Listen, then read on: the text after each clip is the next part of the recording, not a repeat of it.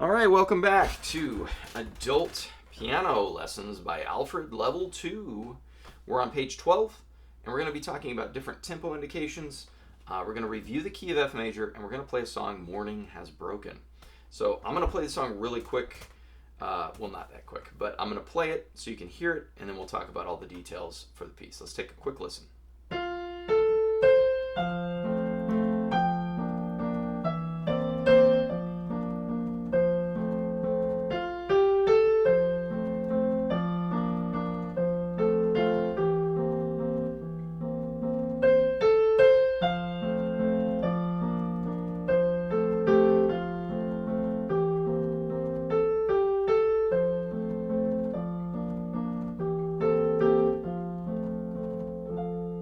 Now this does have a repeat sign, and it says second time ritardando or retard there. And then I'm going to talk about the bottom part of the page in a minute. This is different ways of playing the same thing. So let's get to the top of the page. Tempo indications. So this is kind of a review. You should know these words: allegro, andante, adagio, largo, and moderato. You should know these because this is telling you at the beginning of any song. If you know those, you probably know most.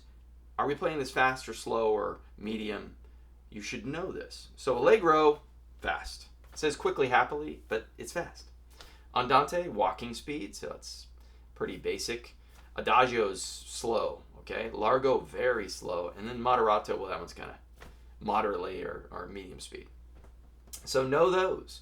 In Morning Has Broken, we are playing in moderato. Right below that, it says review the key of F major. So this is just telling you, hey, look, we've got these chords. We're in an F position. This is middle C. And in the key of F major, we also have a B flat in the key signature. So we're going to be playing this B as a flat in the chord. And then the C7 also has the B flat in it. Okay? We're going to be playing the left hand in different styles. We're going to play waltz is the main style. Depending on your instructor, they might just make you play this. Some instructors will make you play all parts, and this is more depending on the instructor and sometimes the student. Now the song starts with an extended position. We've actually done this in previous songs already in this book. An extended position is when we have our hand already basically set on the first four notes, and these extended positions typically stretch an octave. So you grab the octave and get the internal notes and practice getting ready. Now let's talk about the fingering here. 1, 2, 3, 5-4. What does the 5-4 mean? Well, watch this. Here's the 5. Now they're telling you to bring your fourth finger there. We're going to keep our pinky down, just leave this here so we can get over it. And we're going to now be in a new position, and I'm going to hit 5. And then that's what 5-4 means. Hit your 5, switch to your 4, and now you're in the correct position to play the next note. All right, now how should you practice this? You should know this by now, but divide everything into musical ideas. The first musical idea is this. That's it. All right, once you're good at that, you do your left hand. After that, you should write in the beats. If you're really, really good at your rhythm and you don't feel like doing that, okay, don't. If you're not good at your rhythm or you're constantly having issues with it, always write it in until you become an expert at the rhythm, okay? Now this has pedaling as well. A lot of people at this stage aren't that great at pedaling timing. That's okay. But let's talk about it really quick on what we should do. And I'm going to have to verbally say this because you can't see my foot. So we're going to go through this. No pedal. We're going to hit the pedal. And when we do this next part, I'm going to hit these notes. And then I'm going to lift the pedal. I'm going to hit the notes first. Up, down. Okay, I'm going to hit the notes first, and then I'm going to lift the pedal. Up, down. Notes first, up, down. Notes first, up, down. Why am I saying notes first? Because the biggest mistake people do with pedaling is they lift the pedal before they hit those notes, and we get a blank sound. So I hold.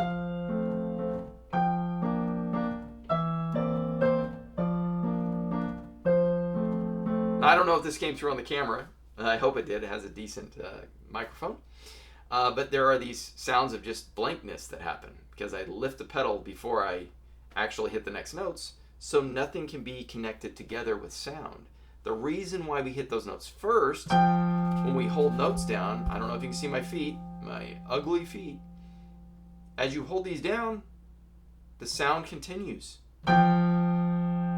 That's what bridges the measures together. That's why you hit these first. Then you can lift off the pedal and press it back down, and everything fits together nicely.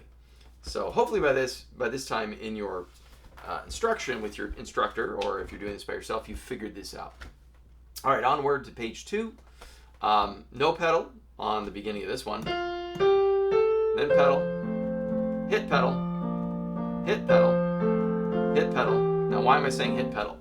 Hit the note first, then you lift the pedal and press down. That's what I mean by that. Okay, let's talk about, I don't actually find this song to be very difficult for a lot of my students, so there's not a lot to cover here, but I do want to cover the ending. It says second time ritardando.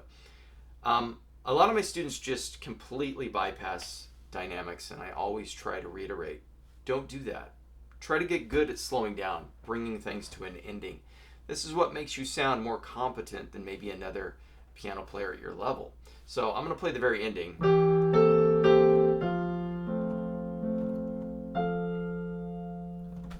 Now I don't even know if I didn't throw in the ritardando in my demonstration because I was on the first time. You're supposed to do this when you end the song, but maybe I should have. That would have been a better example. But there's your example of a ritardando. So you should gradually get slower. Don't really hit the brakes fast. So don't do this.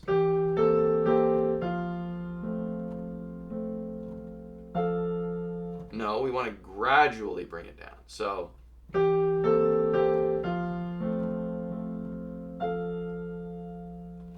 okay, so there was your ritardando example. And now let's talk about the bottom of the page. What do we got here? So this is actually a really cool, interesting part. It's telling you, beforehand we were playing this kind of blocky waltz bass. And they're saying, anytime you have a chord, you don't have to play it that way. You could play it a broken chord.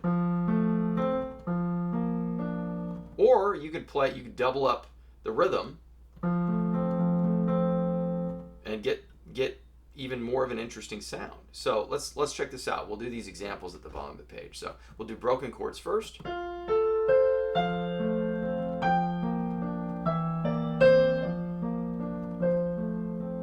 So we would call this a more melodic style because everything's separated more like a melody.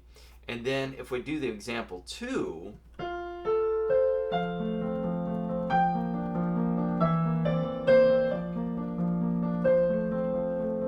it's a real nice way to do it as well.